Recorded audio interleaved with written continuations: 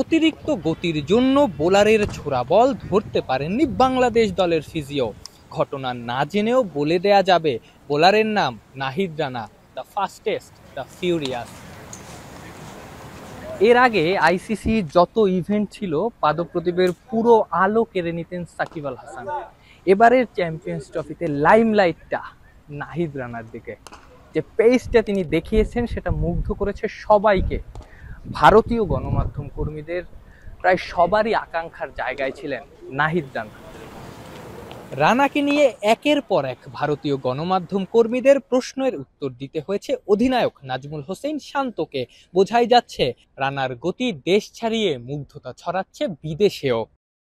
Yes, very happy. I think last few matches he bowled really well and bowled fast as you mentioned. And when we see in the ground bowling like this, it helps our whole bowling unit and it's motivated us. টানা খেলার মধ্যে থাকা নাহিদ রানার বিশ্রামও যে প্রয়োজন। Team ম্যানেজমেন্টের কাছে ডানহাতি এই ফাস্ট বোলার যে সোনার ডিম পাড়া হাঁস, সেই যত্ন কি রানা পাচ্ছেন?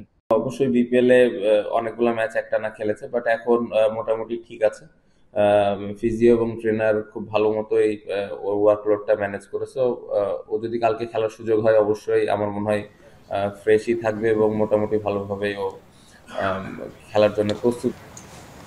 অনুশীলনে নাহিদ রানাকে কখনোই সাবলীল মনে হয়নি। প্রথম আধা ঘন্টা তিনি কাটিয়েছেন দলের ফিজিওর সঙ্গে, কখনো স্ট্রেচিং করেছেন, কখনো বোলিং শ্যাডো করেছেন, সবশেষে নেটে ব্যাটারদের বলও করেছেন। যদিও যে গতির জন্য রানাকে সবাই চেনে, সেই গতি আইসিসি একাডেমির নেটে দেখা যায়নি। তবে কি ইন্ডিয়ার বিরুদ্ধে চ্যাম্পিয়ন্স ট্রফির মহা গুরুত্বপূর্ণ ম্যাচে নাহিদ রানা খেলছেন না?